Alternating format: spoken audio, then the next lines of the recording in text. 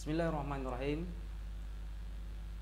Bismillahirrahmanirrahim. Assalamualaikum warahmatullahi wabarakatuh. Waalaikumsalam warahmatullahi. Alhamdulillah, alhamdulillahilladzi arsala rasulahu huda wa dinil haq liyuzhirahu ala dini kullih walau karihal kafirun. Asyhadu an la ilaha illallah wa asyhadu anna Muhammadar Rasulullah. Allahumma shalli ala sayyidina Muhammad wa ala ali sayyidina Muhammad. Assalamualaikum ya Rasulullah. Baik pemirsa Idari yang dirahmati Allah Subhanahu wa taala, dalam kali ini alhamdulillah kita bisa bertemu kembali dalam ruang dengar dan tontonan Anda. Semoga program yang alhamdulillah bisa kita gagas pada sore hari ini bisa menambah wawasan kita.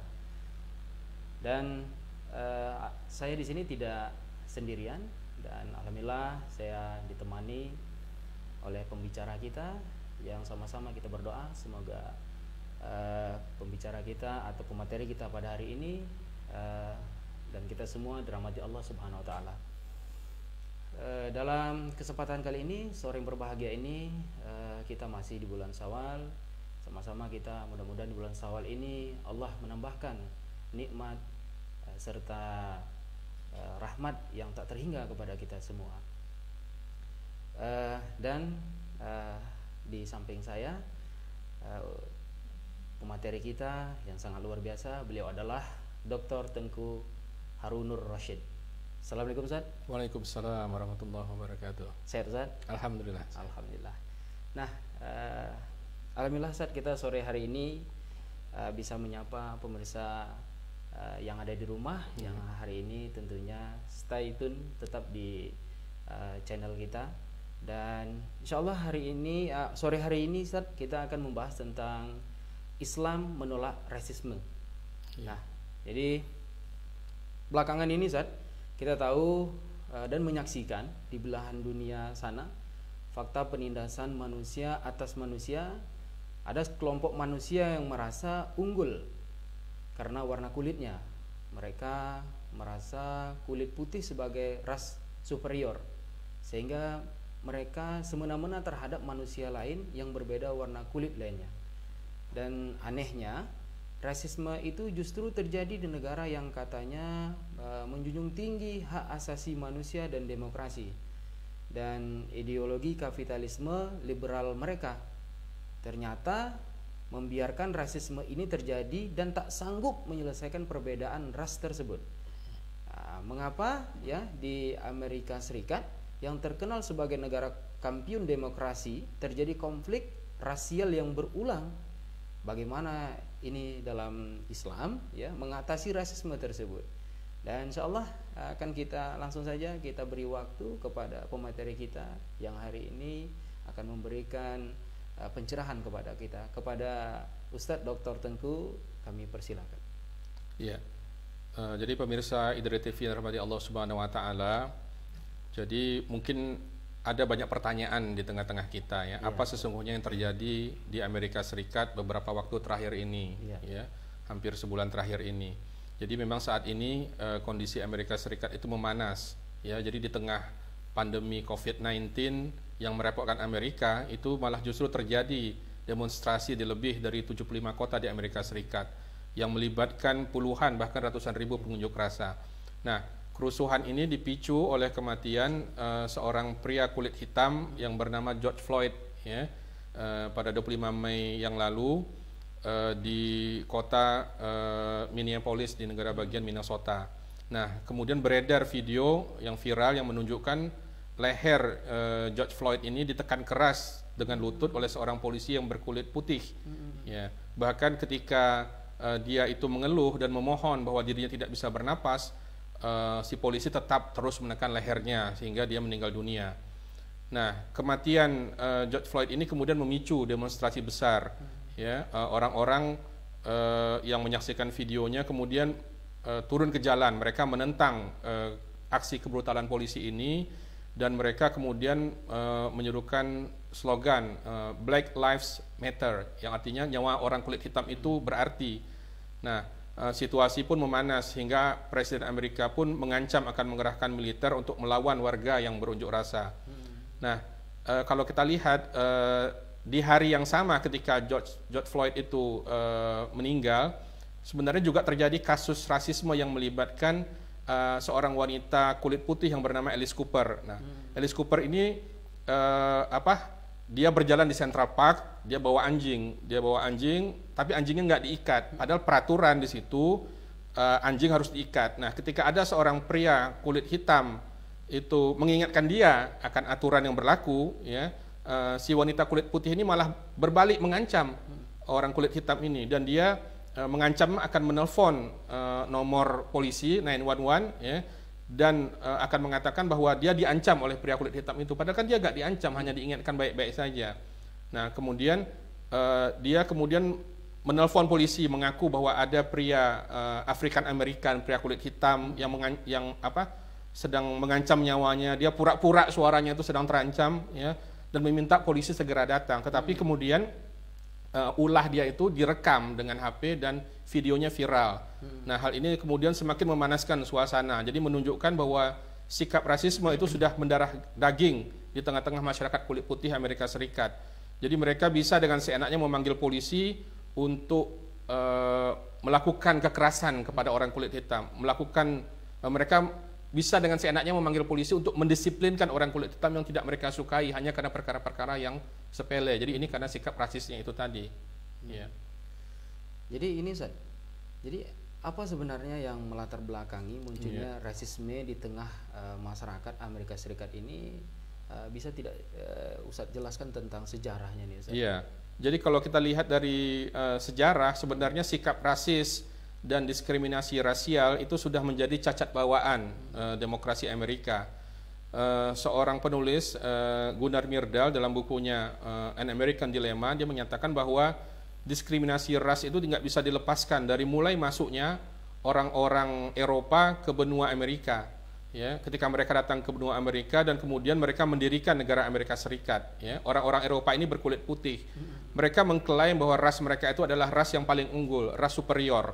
Dan kemudian mereka lalu melakukan berbagai aksi kekejaman terhadap penduduk asli Amerika, ya, natif Amerika. Kita tahu orang-orang Indian saat ini, ya, populasinya sangat sedikit lah, udah banyak yang meninggal karena kekejaman orang-orang kulit putih.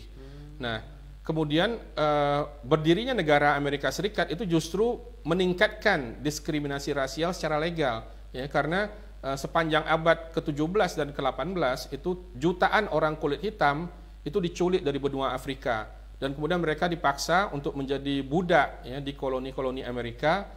Mereka dieksploitasi untuk bekerja sebagai pelayan, bekerja sebagai buruh, bekerja sebagai tenaga kerja dalam produksi tanaman seperti tembakau dan kapas. Nah, kemudian di bawah hukum yang berlaku, ya, itu ada 13 koloni Inggris yang mendirikan Amerika Serikat, itu jutaan orang kulit hitam diberlakukan sebagai budak. Jadi sebagai budak itu mereka artinya sebagai properti yang bisa dibeli, bisa dijual, bisa diberikan kepada orang lain. Nah, jadi sepanjang abad ke-17 orang-orang Eropa yang datang ke Amerika, ya, mereka menyukai budak-budak dari Afrika ini sebagai sumber tenaga kerja yang murah dan berlimpah luahnya, gitu. Nah, kemudian ketika Presiden Amerika itu Abraham Lincoln itu berniat untuk menghapuskan perbudakan tersebut, pecah perang saudara, Civil War, di Amerika Serikat pada tahun 1861 sampai 1865. Ini perang saudara ini terjadi antara negara-negara di utara, ya, Northern State, mereka mendukung penghapusan perbudakan, ya, dan ada melawan Southern State, negara-negara bagian di sebelah selatan yang menolak dihapuskan perbudakan tersebut. Ya, karena di bagian selatan ini banyak tuan-tuan tanah, pemilik perkebunan. Jadi mereka sangat diuntungkan dengan keberadaan budak ini. Nah, kemudian negara-negara di utara ini tergabung dalam kelompok yang namanya Bloc Union, sedangkan di negara bagian selatan disebut konfederasi. Ya. Nah, perang saudara ini kemudian tercatat itu menjadi konflik militer yang paling mematikan dalam sejarah Amerika Serikat dan menyumbang lebih banyak kematian bagi militer Amerika daripada semua perang lain yang pernah dilakukan. Ya. Nah, perang saudara ini kemudian berakhir pada tahun 1865. Ya. Banyak infrastruktur yang hancur. Nah, blok konfederasi yang mendukung perbudakan kalah dan kemudian 4 juta budak kulit hitam dibebaskan dan perbudakan itu pun dinyatakan berakhir dengan cara dilakukan amandemen terhadap Konstitusi Amerika Serikat pada tahun 1865. Ya, jadi cara menghapuskannya itu tadi di amandemen Konstitusi Amerika, karena kalau nggak di amandemen perbudakan itu tetap legal karena ada di konstitusi mereka. Gitu. Namun setelah saat sekarang ini 2020 ternyata dari 1865 rasisme tidak hilang gitu Ustaz ya? Iya, jadi memang perbudakan itu secara tertulis katanya berakhir dengan amandemen dari Konstitusi Amerika Serikat. Ya. Namun ternyata rasisme itu tidak hilang dari masyarakat Amerika. Jadi sikap rasis itu meskipun dinyatakan terlarang perbudakan, namun sikap rasis itu tetap ada di hati mereka. Ya. Meskipun kemudian dibuat Undang-Undang Hak Sipil tahun 1964, itu pun juga karena desakan perjuangan warga kulit hitam Amerika yang menuntut hak-hak sipil mereka. Ya. Namun secara praktis diskriminasi terhadap warga kulit hitam di tengah masyarakat Amerika Serikat itu belum berakhir. Ya, kita lihat meskipun kalah, ya, para tokoh konfederasi yang mendukung perbudakan itu tetap dianggap sebagai hero, sebagai pahlawan oleh masyarakat kulit putih. Ya. Patung-patung mereka banyak berdiri di berbagai taman di tengah kota dan di tempat-tempat publik lainnya. Jadi ketika terjadi demo, ya, karena kematian George Floyd, itu banyak patung-patung tokoh konfederasi itu yang diruntuhkan. Ya. Ternyata selama ini masih tetap ada patung tokoh-tokoh perbudakan yang pro perbudakan. Ya. Jadi praktek rasis dan diskriminasi terhadap orang kulit hitam masih terus berlangsung. Ada banyak kasus yang tercatat dalam sejarah. Misalnya dalam bidang olahraga, ini saya contohkan beberapa saja. Misalnya ada Jesse Owens, ini seorang atlet kulit hitam yang sangat berjasa bagi olahraga Amerika Serikat. Ya. Namun meskipun dia kapten atletik Amerika Serikat, dia harus tinggal di luar kampus, nggak boleh tinggal di dalam kampus, karena kampus hanya bagi orang kulit putih. Ya. Dia mandinya terpisah, nggak boleh digabung mandi orang kulit putih dengan orang kulit hitam. Dia harus makan di restoran khusus orang kulit hitam, tinggal di hotel khusus orang kulit hitam saat berpergian. Nah, kemudian pada Olimpiade Berlin tahun 1936, ya, dia mempermalukan diktator Jerman Adolf Hitler. Ya. Hitler ini kan juga rasis, dia menganggap bahwa ras Arya itu paling unggul. Ya. Nah, Hitler ini dipermalukan oleh Jesse Owens karena dia berhasil meraih 4 medali emas. Ya. Tapi meskipun dia berprestasi ini, dia tetap saja dia menerima perlakuan rasis. Ya. Jesse Owens tidak pernah menerima telegram ucapan selamat dari Presiden Amerika Serikat, ya, atas perolehan medali dia yang memecahkan rekor. Ya. Kemudian sekembalinya dia ke Amerika Serikat, nggak ada undangan ke Gedung Putih untuk berjabat tangan dengan Presiden. Jadi yang diundang untuk berjabat tangan itu hanya atlet-atlet kulit putih. Ya, bahkan ketika dia menghadiri resepsi non kepresidenan untuk menghormati prestasinya, dia harus menggunakan lift barang, nggak boleh menggunakan lift yang di tempat yang dinaiki oleh orang kulit putih, harus naik lift barang begitu. Padahal dia atlet yang berjasa begitu kan. Nah, kemudian itu di bidang olahraga. Kemudian juga hukum yang menentang pernikahan antar ras itu tetap berlaku di Amerika Serikat. Ya. Ada kasus yang terkenal melibatkan Mildred Loving, itu seorang wanita kulit hitam, dan suaminya yang berkulit putih yang bernama Richard Loving. Ya. Mereka ingin menikah pada tahun 1958, tapi pada saat itu masih ada 16 negara bagian yang belum mencabut undang-undang yang melarang pernikahan antar ras. Ya. Jadi nggak boleh orang kulit putih menikah dengan orang kulit hitam. Ya. 16 negara bagian itu masih punya undang-undang. Nah, karena mereka ini tinggal di Virginia, mereka lalu kemudian melakukan perjalanan ke Washington DC. Karena kita tahu Amerika ini kan negara federal, hukum di setiap negara itu berbeda. Nah, mereka pergi ke Washington DC untuk menikah, ya, tapi kemudian ketika mereka pulang ke negara bagian Virginia, ke kampungnya, mereka ditangkap, ya, karena adanya hukum negara bagian Virginia yang melarang pernikahan antar ras. Ya. Jadi mereka melanggar undang-undang integritas rasial Virginia yang dibuat tahun 1924. Ya. Undang-undang ini mengkriminalisasi pernikahan antara orang-orang yang diklasifikasikan sebagai kulit putih dengan orang-orang yang diklasifikasikan sebagai kulit berwarna. Nah, karena pelanggaran mereka ini adalah pidana, kemudian mereka dinyatakan bersalah, dijatuhi hukuman 1 tahun penjara. Jadi karena menikah antara beda warna kulitnya dijatuhi hukuman 1 tahun penjara. Kemudian mereka hukumannya oleh hakim itu bisa ditangguhkan dengan syarat dia harus meninggalkan Virginia, diusir dari Virginia dan tidak boleh kembali bersama selama 25 tahun.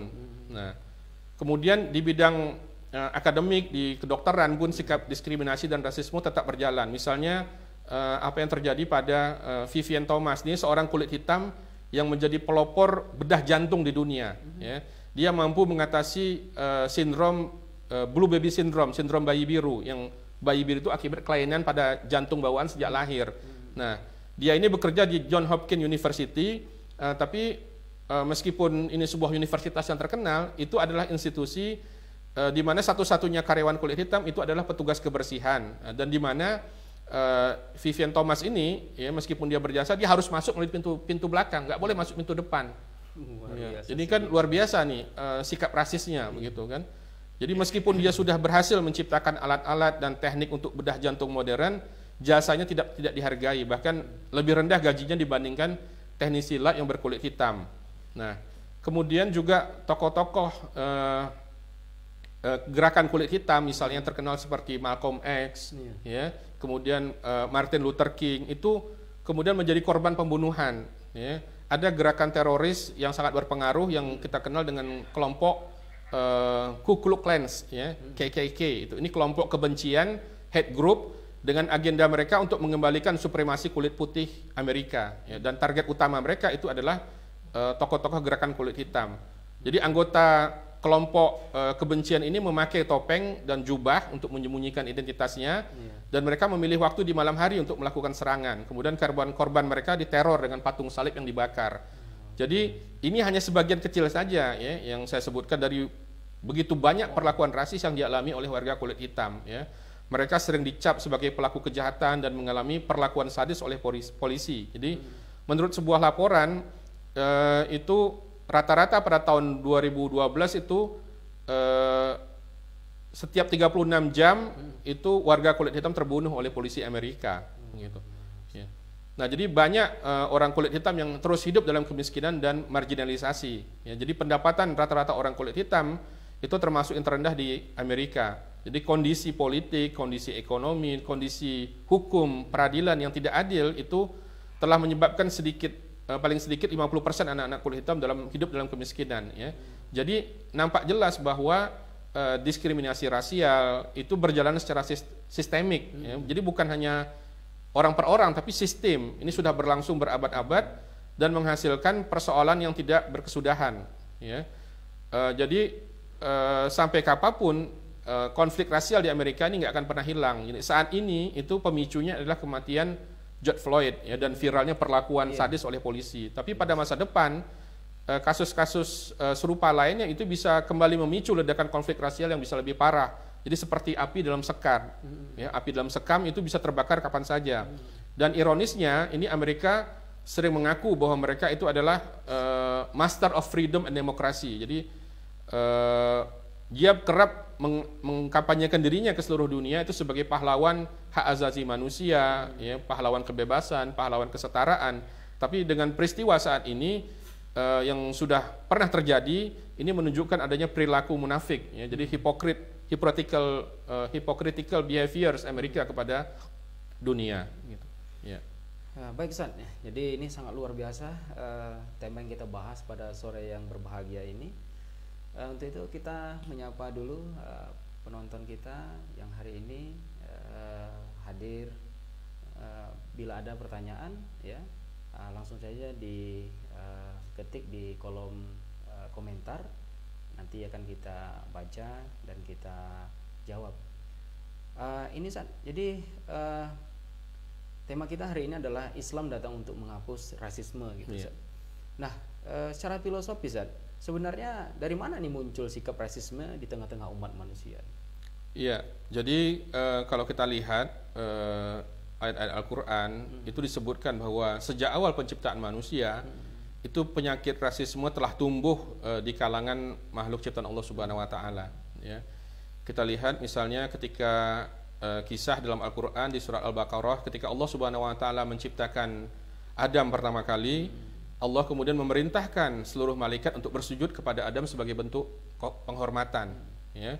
Jadi wa iz qulna lil malaikati isjudu li adama fasajadu illa iblis aba wastakbar. Ya, jadi dan ingatlah ketika kami memerintahkan kepada para malaikat, ya, Allah berfirman, Allah memerintahkan kepada malaikat bersujudlah kepada Adam. Ya. Maka mereka semua bersujud sebagai bentuk penghormatan, illa iblis, kecuali iblis, ya. Iblis karena dia membangkang, dia merasa sombong, ya.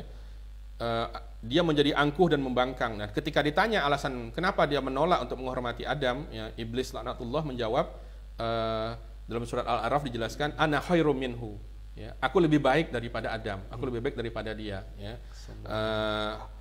Khalaqtani min nar wa khalaqtahu min tin, ya. Engkau menciptakan aku dari api, sedangkan Adam engkau ciptakan dari tanah, begitu. Jadi iblis mengatakan dia lebih baik, dia menganggap api lebih baik daripada tanah, ya. Jadi perasaan lebih baik, ya, karena tabiat penciptaan fisik inilah yang sesungguhnya menjadi benih dan akar rasisme di dunia. Jadi sifat-sifat iblis, begitu. Jadi penilaian superioritas karena fisik atau materi, seperti ketika iblis membandingkan penciptaannya dari api dan penciptaan Adam dari tanah, itulah cara pandang rasisme, ya. Tapi kalau ada manusia yang kemudian mencontoh tindakan iblis ini, mereka bersikap rasis, sebenarnya mereka bodoh, ya, karena pada hakikatnya semua manusia di dunia ini diciptakan dari tabiat penciptaan yang sama, ya. Al-Quran menjelaskan bahwa manusia itu diciptakan dari tanah, ya, min turab, ya, min tin. Lalu semua manusia digambarkan diciptakan dari satu orang, min nafsin wahidah. Lalu digambarkan sebagai makhluk yang memiliki orang tua yang sama, ya, min zakarin wa unsa, ya. Semua itu menggambarkan bahwa manusia, ya, dengan keragaman yang luar biasa, itu termasuk beragamnya ras, beragamnya warna kulit, sesungguhnya secara esensi yang dasar itu adalah sama, ya. Yang nampak berbeda itu hanyalah casingnya semata, ya. Jika dilihat lebih dalam dan lebih jauh akan didapati hal yang sama, darah, daging, tulang, belulang, semuanya sama pada manusia, ya. Apalagi dibalik dari fisik itu sesungguhnya semuanya sama, itulah hati dan fitrah manusia, ya.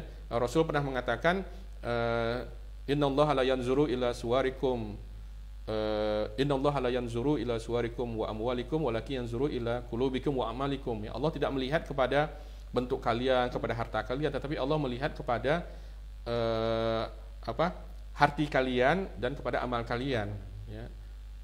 Sesungguhnya sama. Jadi yang di luar casingnya itu kelihatannya berbeda, tapi dalamnya itu sama, gitu.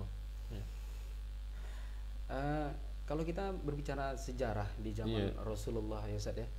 Jadi kita teringat dengan sosok sahabat itu yang bernama Bilal bin Rabah. Nah, ini kalau sedikit boleh Ustaz ceritakan bagaimana nih, ya, kisah tentang luar biasanya sosok seorang sahabat Bilal bin Rabah. Iya. Mungkin sebelum ke situ, ya. Jadi sebenarnya Islam memandang bahwa kita tahu manusia ini beragam bahasa, beragamnya warna kulit, ini adalah fitrah alami, ya. Ini kekuasaan Allah Subhanahu wa taala, ya. Di dalam surat Ar-Rum Allah nyatakan, wa min ayatihi khalqus samawati wal ard wa ikhtilafu alsinatikum wa alwanikum inna fi zalika laayatil lil alimin, ya. Di antara tanda-tanda kekuasaannya ialah dia menciptakan langit dan bumi serta beragamnya bahasa dan warna kulit kalian, ya. Sesungguhnya pada yang demikian itu terdapat tanda-tanda bagi orang yang mengetahuinya, ya. Kemudian juga di surat Al-Hujurat Allah berfirman, ya ayuhan nas inna khalaqnakum min zakarin wa unsa wa ja'alnakum syu'uban wa qabaila lita'arafu inna akramakum indallahi atqakum innallaha alimun khabir, ya. Wahai manusia, sungguh kami telah ciptakan kalian dari laki-laki dan perempuan, kemudian kami jadikan kalian berbangsa-bangsa dan bersuku-suku supaya saling mengenal, ya. Tetapi sungguh yang paling mulia di antara kalian di sisi Allah adalah yang paling bertakwa, ya. Nah, jadi Rasul ketika beliau hidup bersama para sahabat menegaskan bahwa kemuliaan seseorang itu bukan ditentukan oleh warna kulit maupun suku bangsa, tetapi ketakwaan kepada Allah Subhanahu wa taala, ya. Ketika haji wada pun beliau menyampaikan sebuah pesan yang sangat penting, ya. Pesan yang sangat kolosal bagi umat manusia saat itu, ya. Di Arafah di depan ribuan jemaah haji beliau bersabda, sungguh ayahmu itu satu, semua kalian berasal dari Adam, Adam diciptakan dari tanah, tidak ada kelebihan orang Arab atas orang non-Arab, tidak ada pula kelebihan orang non-Arab atas orang Arab kecuali karena ketakwaan, ya. Tidak ada kelebihan orang kulit putih atas orang kulit hitam, tidak ada kelebihan orang kulit hitam atas orang kulit putih kecuali karena ketakwaannya. Nah, kemudian Rasul itu pernah marah kepada sahabat Abu Dzar Al-Ghifari, ya. ketika Abu Dzar Al-Ghifari radhiyallahu an ini berselisih dengan sahabat lainnya Bilal bin Rabah radhiyallahu an. Karena ketika berselisih ini Abu Dzar memanggil Bilal dengan sebutan ya ibna as-sauda, ya, hai anak perempuan hitam.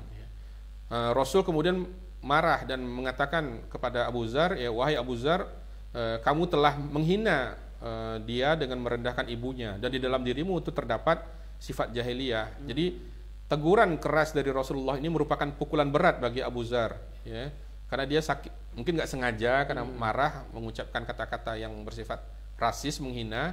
Ya. Dia pun kemudian meminta maaf dan meminta Bilal untuk menginjak kepalanya sebagai penebus kesalahannya dan sifat jahiliyahnya itu tadi. Ya, namun Bilal nggak mau menginjak kepala Abu Dzar dan dia berkata, aku sudah memaafkanmu, semoga ini menjadi kebaikan bagiku di akhirat nanti. Ya. Ya. Jadi sosok Bilal ini begitu luar biasa, ya, mau memaafkan. Nah, bahkan dulu ketika orang-orang musyrik Mekah ini pernah mengolok-olok sosok hitam legam seperti Bilal bin Rabah radhiyallahu an. Ya, ketika Bilal ini mengumandangkan azan di Ka'bah, mereka berkata, ya, untung bapakku sudah meninggal sehingga dia tidak menyaksikan ada burung gagak hitam yang bertengger di atas Ka'bah. Jadi orang-orang musyrik saat itu berkata demikian. Jadi maksud dari burung gagak hitam itu adalah ungkapan untuk menghina Bilal bin Rabah, ya. Mereka menganggap ini seorang budak hitam yang hina, tidak pantas untuk mendapatkan tempat pada posisi apapun secara sosial di masyarakat, ya. Namun kemudian Islam datang membawa prinsip kesetaraan, ya, persamaan hak dan derajat kemanusiaan, sehingga budak hitam legam yang dianggap hina itu diangkat derajatnya sebagai manusia terhormat, ya. Bahkan Islam memberi kehormatan bagi Bilal bin Rabah sebagai orang yang mengumandangkan azan pertama dalam sejarah Islam, ya, yang menyeru manusia untuk memenuhi panggilan Allah Subhanahu wa taala. Jadi Bilal bin Rabah awalnya seorang budak, kemudian dibebaskan oleh sahabat Abu Bakar As-Siddiq radhiyallahu an, ya. Kemudian dimuliakan oleh Islam sebagai seorang sahabat mulia yang ditunggu suaranya setiap kali kaum muslimin akan menunaikan kewajiban sholat 5 waktu. Jadi sepanjang masa hidup Rasulullah, beliaulah muazzinnya, ya, sehingga disebut siapa Bilalnya, ya. Sekarang disebut Bilalnya siapa, padahal itu posisinya sebagai muazzin sebetulnya, sebagai orang menyerukan azan. Jadi begitulah penghargaan Islam terhadap hak asasi manusia, ya, sejak abad ke-7 Masehi yang lalu. Jadi sebelum deklarasi PBB tentang hak asasi manusia tahun 1948, Islam sudah jauh mendahulunya, ya. Bahkan sekarang ini di negeri-negeri Barat tetap terjadi diskriminasi serta rasisme terhadap perbedaan warna kulit, masih terus terjadi. Bukan hanya di Amerika, ya. Amerika ini bersikap rasis terhadap orang kulit hitam, bersikap rasis terhadap orang-orang India natif Amerika, ya. Di Australia misalnya perlakuan juga orang-orang kulit putih terhadap orang-orang aborigin, ya, karena berkulit hitam orang-orang aborigin ini, ya. Saya pernah menyaksikan di museum bagaimana mereka dirantainya tapi bukan di tangan, bukan di kaki, di leher, jadi seperti binatang, gitu, ya. Dan banyak gitu sehingga hampir punah gitu kan orang-orang kulit hitam, orang-orang aborigin di Australia, dan banyak di belahan dunia yang lainnya yang mereka mengaku sebagai negara yang menjunjung tinggi hak asasi manusia, tetapi karena ada sistem kapitalisme, sistem kolonialisme, penjajahan yang itu sudah mendarah daging di tengah-tengah mereka, akhirnya perbedaan diskriminasi, rasisme itu tetap terjadi, ya. Jadi kalau bicara tentang kesamaan hak asasi manusia, Islam sudah lebih dahulu 14 abad yang lalu. Jadi beruntunglah mereka yang mendapatkan hidayah dan dimuliakan dengan ajaran Islam yang rahmatan lil alamin. Ya. Baik. Pemirsa Hidayah TV, kita menunggu nih partisipasinya. Untuk itu kita berharap untuk bila ada pertanyaan segera mengetiknya di kolom komentar. Dan ini Ustaz, terkait dalam perjalanan sejarah, kan, bagaimana nih kondisi masyarakat yang menerapkan aturan Islam? Apakah juga ada kasus-kasus rasisme dan diskriminasi rasial? Iya. Jadi kalau kita lihat di dalam perjalanan sejarah, Islam ini pernah diterapkan, ya, sebagai sebuah institusi di seluruh dunia, ya, menyatukan manusia dari berbagai ras, warna kulit, dan suku bangsa. Jadi hampir 2/3 dunia itu selama lebih dari 10 abad itu disatukan oleh Islam. Ya, dan ini tidak mampu dilakukan oleh ideologi lain. Ya. Kita lihat misalnya di tengah-tengah sahabat bagaimana Bilal bin Rabah itu dari kalangan Afrika, ya, ada kemudian Salman Al-Farisi dari orang Persia, ya, kemudian ada Suhaib Ar-Rumi, ya, yang dari Rum yang berkulit putih, ya. Mereka semua hadir sejajar dengan sahabat lainnya dari kalangan Arab ketika waktu itu, ya. Bahkan ketika terjadi futuhat penahlukan, wilayah-wilayah yang dibebaskan oleh Islam itu diberlakukan secara adil, ya. Mereka tidak dieksploitasi seperti yang dilakukan oleh negara-negara imperialis saat itu. Kita lihat misalnya ketika Romawi itu kan imperium besar, ya. Itu ada perlakuan yang berbeda warga Romawi dengan warga negara-negara koloni dia, tahlukannya, ya. Warga negara Romawi itu warga negara kelas 1, sementara warga negara yang bukan orang Romawi warga negara kelas 2 bahkan kelas 3, ya. Begitu juga misalnya ketika Belanda itu datang ke Indonesia, ya, Belanda pun juga menerapkan sikap rasis yang sama. Jadi yang di golongan paling atas itu orang-orang Belanda kulit putih, kemudian di golongan kedua itu orang-orang Tionghoa, ya, di kelas yang di bawahnya. Jadi mereka diperlakukan sebagai pedagang karena mereka nggak melawan kepada penjajah. Nah, tapi kemudian kaum pribumi, ya, orang-orang Islam itu warga negara kelas 3, posisinya rendah, ya. Nah, jadi ini memang tabiat bawaan dari negara-negara penjajah, ya. Jadi mereka datang ke negeri di dunia dengan semboyan dia gold, gospel and glory, gitu kan, mencari emas, mencari kejayaan, tetapi ajaran yang mereka bawa itu justru membawa sikap rasis begitu, ya. Bahkan ada seorang tokoh misionaris Jerman yang bernama Ludwig van Roheden itu berpendapat, ya, bahwa semua manusia itu adalah keturunan Nabi Nuh yang menyebar ke berbagai penjuru dunia, ya. Nah, keturunan Nabi Nuh ini warna kulitnya ada 5, ya, ada putih, kuning, merah, coklat, dan hitam. Nah, menurut sang misionaris ini warna kulit itu ditentukan oleh kadar dosanya masing-masing, ya. Semakin berdosa sebuah bangsa maka akan semakin hitam warna kulitnya. Jadi makanya nggak heran kalau orang kulit hitam posisinya rendah karena dia kulitnya paling hitam, jadi dosanya paling banyak gitu. Jadi dogma yang ada di tengah-tengah mereka. Nah, begitu. Tapi Islam nggak pernah melakukan hal seperti ini. Semuanya sama, kulit hitam, kulit putih sama posisinya. Yang menentukan di sisi Allah itu adalah ketakwaannya. Nah, jadi ketika umat Islam itu berdakwah, mereka nggak pernah memaksa orang-orang non-Islam untuk memeluk Islam, ya. Islam hadir memberikan rahmat lil alamin, ya, rahmatan lil alamin, rahmat untuk alam semesta, bukan hanya manusia.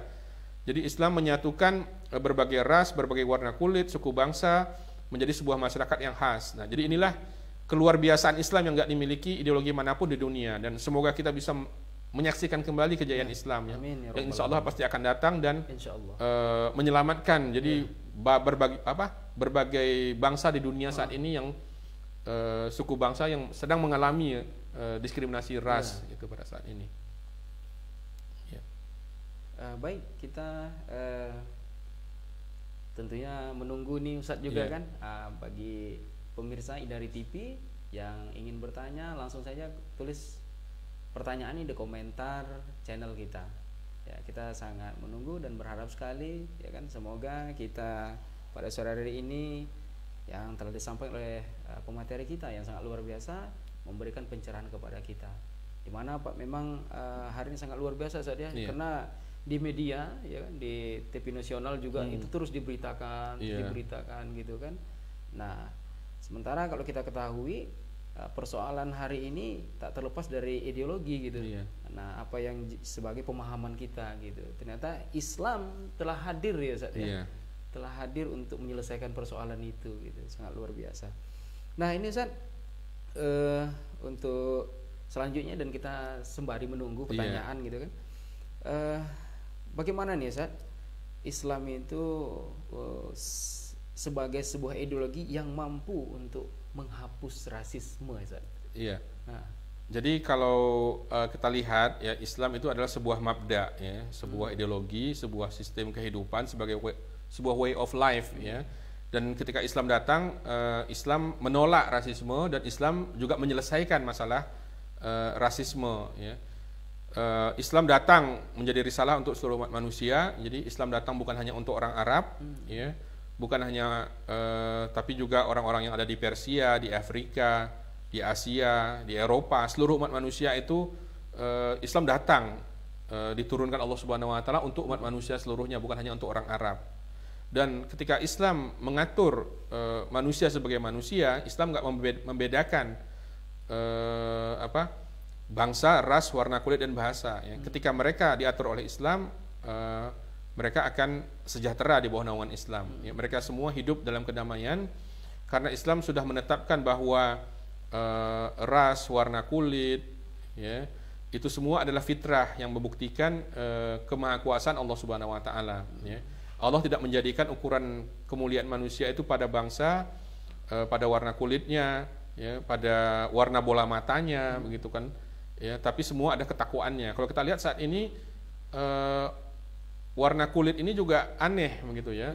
Ketika orang kulit putih merasa bahwa dia lebih superior, ya, lebih daripada kulit hitam, dan ini pun kemudian diikuti oleh dunia bisnis pada saat ini. Kalau kita lihat iklan-iklan itu banyak wanita yang ingin memutihkan warna kulitnya, seperti kalau warna kulitnya itu hitam atau coklat ingin diputihkan karena dianggap putih lebih baik, begitu. Tapi orang kulit putih ketika dia kulitnya sudah putih ingin coklat, ingin hitam. Buktinya mereka kemudian berjemur ya di pantai-pantai, ingin kulitnya lebih gelap, begitu. Nah, karena kulit yang gelap ini lebih baik sebenarnya kalau dilihat dari misalnya ketahanan terhadap kanker kulit, itu kulit putih itu lebih rentan terkena kanker kulit. Jadi kalau terkena sinar matahari yang terik, merah kulitnya, gitu. Tapi kalau orang yang kulitnya coklat atau kulit hitam lebih tahan, begitu kan, ya, tidak memerah, tidak hangus, terbakar, begitu. Nah, jadi sebenarnya nggak ada keunggulan warna kulit ini hanyalah mitos yang dibuat. Jadi anggapan prejudis, prasangka saja, ya, bahwa kulit putih lebih baik daripada kulit hitam. Jadi sama seperti iblis yang mengatakan api lebih baik daripada tanah, begitu. Ya. Dia jadi tanpa berdasarkan ilmu. Ya, padahal Allah telah menjelaskan bahwa semuanya sama di sisi Allah Subhanahu wa taala, yang menentukan itu adalah ketakwaannya. Diciptakan warna kulit beragam-ragam itu, diciptakan berbagai bangsa, berbagai bahasa itu supaya kita berinteraksi sosial, saling mengenal. Nah, ya, oleh karena itu kita lihat ketika Islam memimpin dunia, Islam berhasil melebur bangsa, ras, warna kulit dan bahasa yang berbeda dengan ikatan warna dan identitas Islam. Ya, semua bangga dengan Islam, semua mulia dengan Islam. Ya. Jadi Bilal bin Rabah radhiyallahu anhu yang berkulit hitam itu menjadi sahabat kepercayaan Nabi yang mengumandangkan azan sebagai syiar Islam yang paling menonjol. Kemudian Salman Al-Farisi yang asli Persia itu menjadi inspirator strategi kemenangan kaum muslimin dalam perang Ahzab, ya, karena dia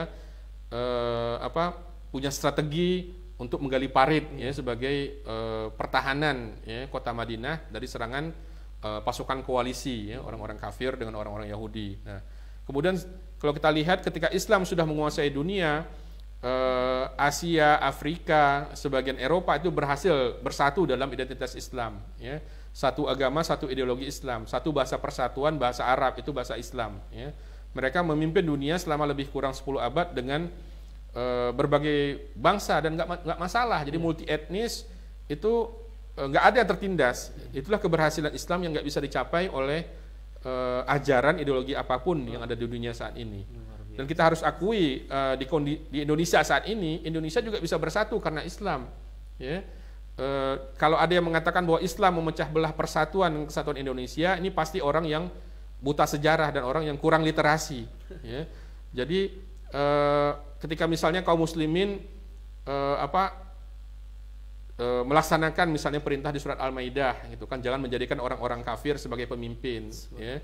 Sebagai pemimpin itu adalah orang Islam yang lebih dahulu, begitu kan. Itu bukan sikap rasis, tapi ini karena kita ikut kepada ajaran dari Allah Subhanahu wa taala, ya. Saya rasa pun orang-orang di Amerika pun nggak akan sudi kalau orang Muslim menjadi pemimpin mereka, karena mayoritas mereka bukanlah orang Muslim, di situ orang Katolik, orang-orang Kristen, begitu juga di Hindu, nggak akan mau mereka. Misalnya ketika pemimpin mereka itu orang-orang yang bukan agama Hindu, ya pasti pemimpinnya dia ingin orang Hindu, ya. Jadi kalau kita menolak misalnya pemimpin yang non Muslim, itu bukan sikap rasis, ya. tapi itu adalah satu kewajaran gitu ya. Tapi kita memberlakukan